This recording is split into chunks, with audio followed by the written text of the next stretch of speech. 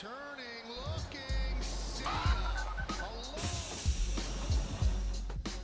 It is the rubber game of a three-game set between the Yankees and the Red Sox. Garrett Cole is on the mound, and he's trying to give the Yankees a win in the final game of the first half. My recap, your reactions, coming up next. This is Yankees Game Night.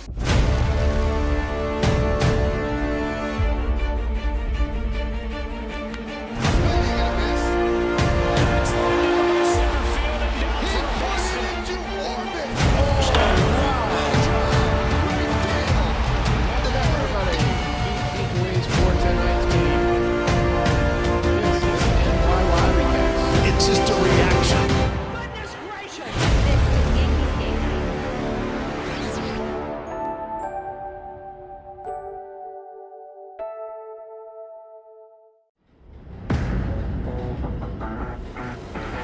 Wow, Red Sox 0-10 in series against AL opponents.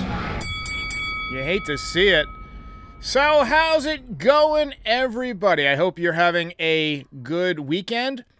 Final game before the All-Star break. We've got 3 days off, and then the Yankees have a doubleheader in Houston on Thursday. First of all, I want to give a round of applause to the Yankees. Great first half. The Yankees will enter the break with a record of 64-28, 36 games over 500, best record in baseball. I don't think a lot of us saw it coming. We definitely didn't expect this kind of a season, and I think 100% of us, the Yankees fans in here anyway, would have signed up for this. So even though we've had some ups and downs, looks like the team is, on an upswing again as we head into the break. We've seen a return of the offense, which was dormant last year. We've seen the home run ball come back, leading the league in home runs. We've seen the return of good base running. Last year's base running was atrocious. And a vast improvement year over year in terms of defense and fundamentals. So all good things for the Yankees, mostly healthy. We've seen the Bronx return as a real home field advantage in the way it wasn't last year. The Yankees have 12 walk-off wins. You're really getting the crowd into it. The energy's coming back. And almost no lead is ever safe because this team is constantly battling back. It's been an amazing season. I can see the front office approaching the next couple of weeks in two different ways. They could say, we're the best. We really don't need to do anything to improve. Let's let everyone take their swings at us and see what we can do. Or they might say, you know what? Let's push all the chips to the center of the table and try and win this thing. I could see Brian Cashman going either way. So anyway, this was a blowout. Let's rest and take a few days off and come back and win this thing in the second half. More of that, please. All right, so this was a blowout. It doesn't really necessitate a play-by-play. Saw Belly with the dono real quick. Says, great game, great first half, great podcast. Great to be a Yankees fan. Appreciate that. I wholeheartedly agree. All right, let's go ahead and talk through the recap real quick. This was a fun one. First of all, things got very interesting in the first inning today. Rafael Devers has owned Garrett Cole in general for the last, couple of years, really. He's owned the Yankees in general. But first pitch from Garrett Cole was about 5 inches from his front knee, knocked him down. He went into the dirt, face first, nice belly flop. And let me tell you, that is exactly what he needed to do. You don't throw at a guy's head, but you make them move their feet. That's exactly what, Roger Clemens or Bob Gibson, actually those guys would have probably thrown at their head, but that's what David Cone would do. Make him uncomfortable in the box.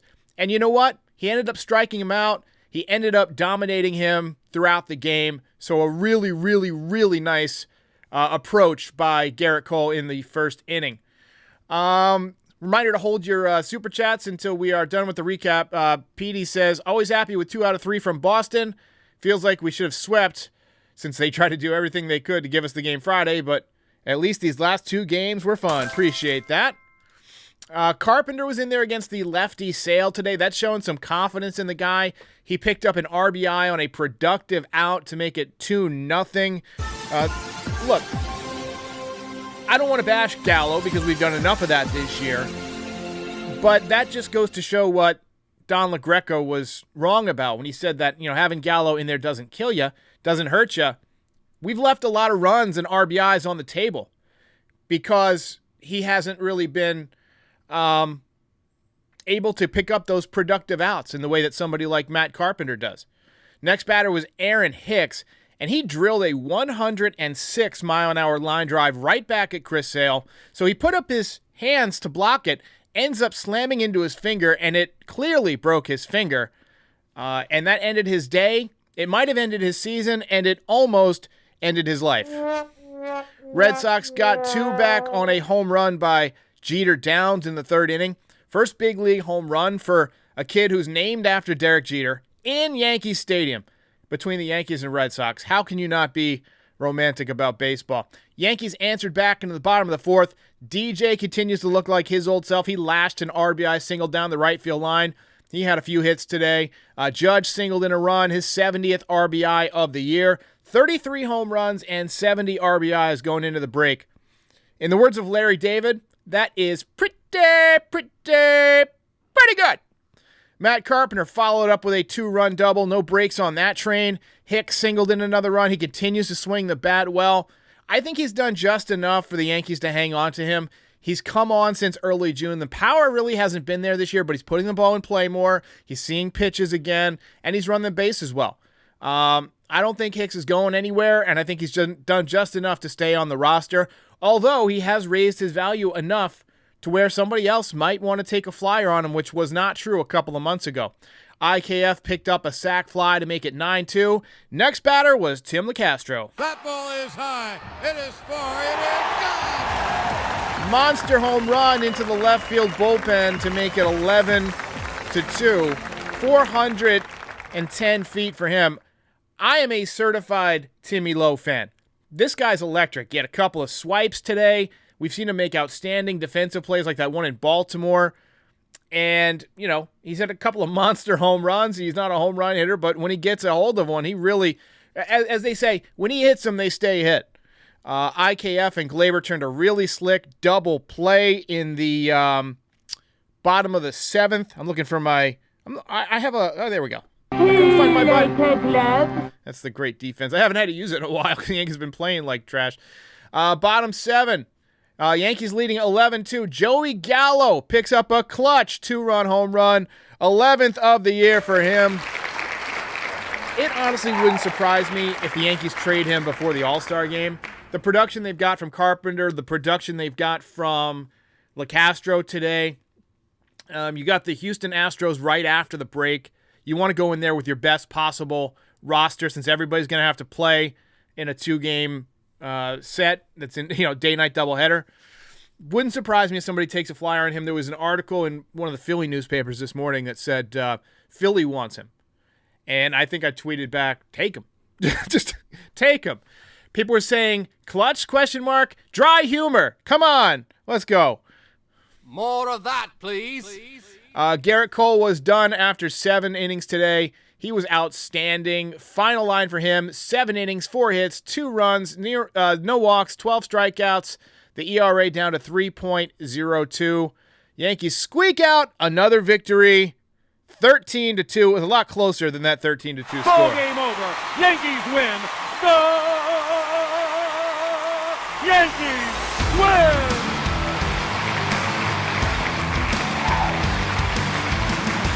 More of that, please.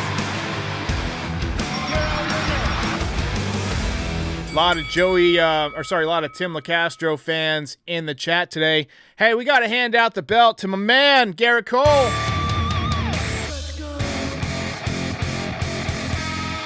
Belt winner. Fantastic job for him today. Now, look, the offense was obviously tremendous, putting up 13 runs. It was a team effort. It's one of those days where you could have gone to the belt for Dylan Lawson. Could have been a team belt.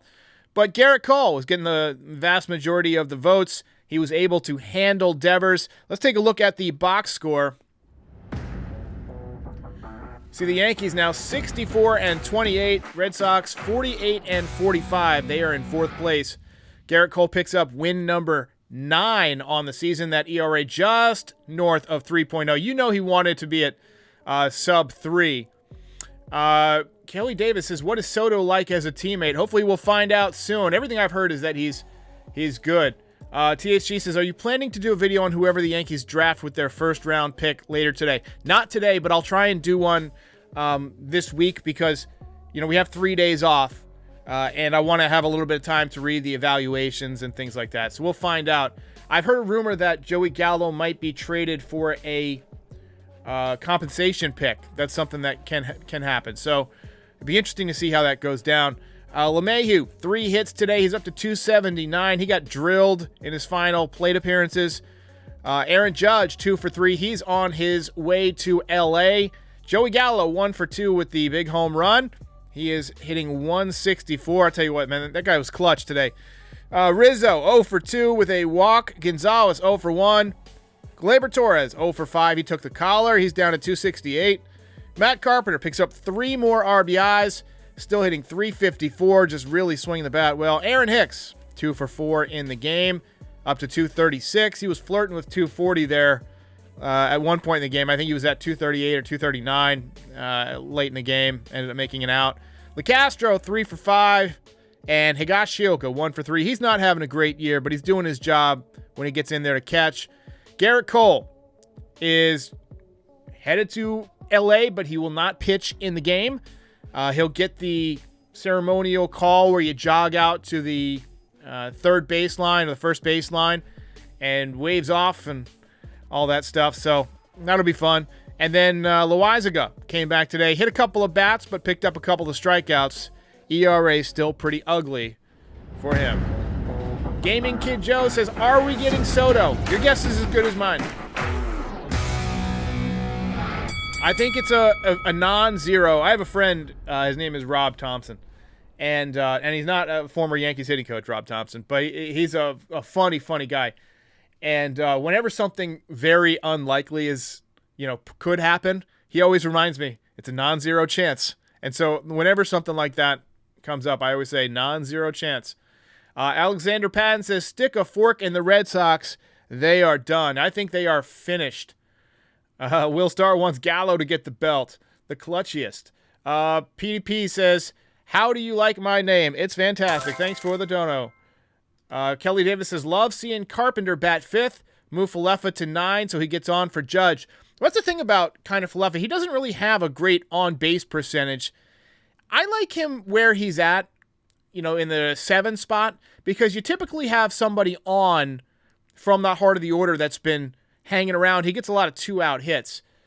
So, there's a good chance that he might not get a run from that spot in the order. But I like where he's at. Richard Lewis says, team needs to give Monty run support like Cole got. Wholeheartedly agree.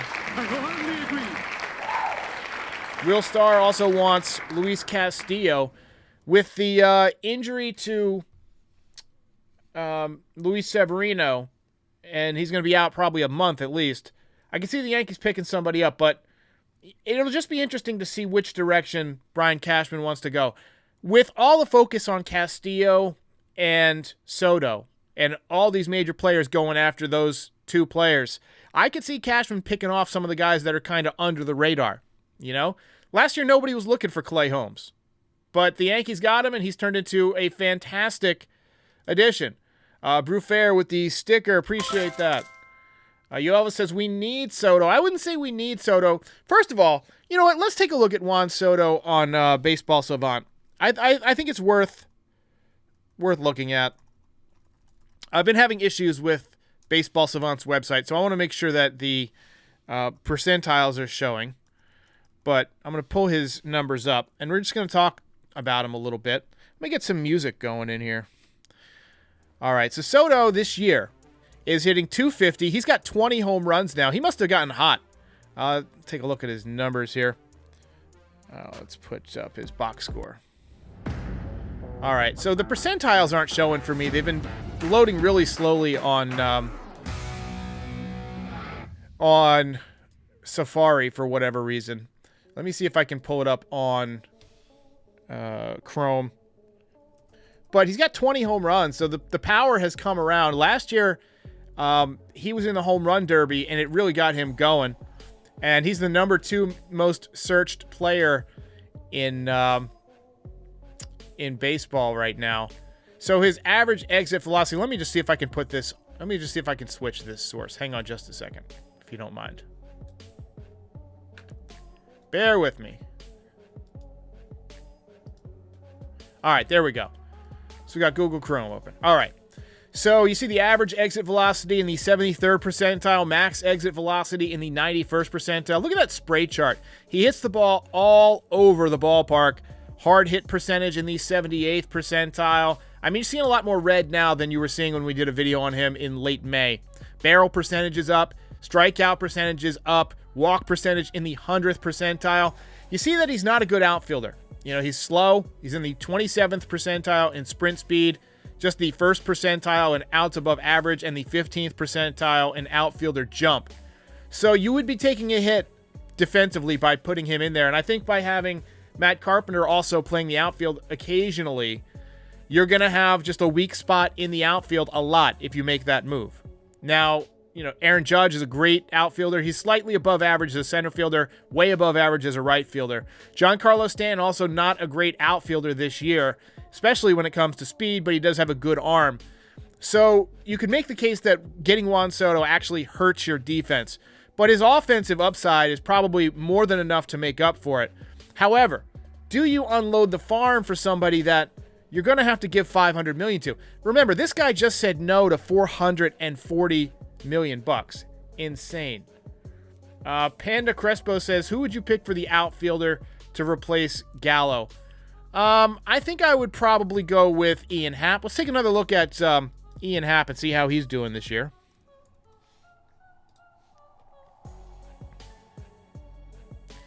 All right, so you see the numbers not quite as good, but not drastically worse. Spray chart all over the field. He doesn't have as much power as Juan Soto, just 9 home runs this season, 42 ribbies on the year, 6 stolen bases, so a little bit of speed. He's got much more speed, and he's a better defender than Soto. I think he's got more speed than Gallo as well. I don't even know if we want to look at Joey Gallo's numbers, but you see that Ian Happ is mostly above average. It's the last day of the half. Let's do it. Let's look at Joey Gallo and see how he's doing on the Statcast metrics. This is going to be ugly. This is going to be brutal. Yeah, it's so outfielder jump. He gets good jumps, but outs above average doesn't like him, and his sprint speed is roughly middle of the pack. Think of how much he walks. Now, Juan Soto walks more than he does, but he also hits, right? So, you know, essentially take Joey Gallo, add 10 home runs, add 90 points in batting average, add, 30 RBIs, and that's what you would have for Juan Soto. So, I mean, look at his spray chart. I mean, he pretty much crushes the ball when he gets a hold of it. Look how far gone these are. But, I mean, it's just not many dots for July 17th. So, you know, I just don't see I don't see a way the Yankees can stick with him. Let's see how Aaron Hicks is doing. Let's check in on his Statcast. Let me know who you guys want me to look at in the comments, and we'll just kind of go through and analyze a few players. Wompbag Doodle thinks the Soto rumors are a smokescreen. Could be. Aaron Hicks, you're seeing his numbers kind of come back in terms of the walk rate. 98th percentile. Chase rate, 93rd percentile. Outfield, playing pretty well. Outs above average likes him. 77th percentile. The power is not back yet. He's got 6 home runs, but he's hit some balls. I mean, how does he have 6 home runs, but he's hit a couple of these triples must have hit high off the wall. Or that's in, those are in Boston where it's really deep to right field. So, you know, not putting up great numbers so far. Carlos Balladares wants to look at Andujar, but I don't think Andujar has enough stats to really, you know, bring in the Statcast numbers. You know, they have minimums for the data, so we'll take a look at what he's got. Yeah, it only shows max exit velocity and sprint speed. Let's take a look at Matt Carpenter. 30 games, it's just showing the max exit velocity and sprint speed. Again, not a lot, but look at his spray chart. Pretty much everything he hits, he destroys. Derek Musciano says, I've been saying it for months. Why isn't Tim LeCastro on the everyday roster? Well, he got hurt for a while. He began the season on the roster. Let's take a look at Aaron Judge. Oh, my goodness. Oh my goodness. I feel like my hard drive is going to melt. He's in the 100th percentile in average exit velocity, hard hit percentage, expected slugging, barrel percentage. Outs above average loves him as a center fielder. Look at his spray chart. That thing is ridiculous. Looks like Mark McGwire's back in 1998. Bill Peterfriend says, love Soto, but get Luis Castillo first. Let's look at Luis Castillo at his numbers. I got to say, I like the hair. I wouldn't make him cut it. So you see, pitchers have slightly different looks because you don't have the spray chart, but he's in the 85th percentile in barrel percentage against, 69th percentile in strikeout percentage. Fastball velocity is in the 92nd percentile. So he brings it.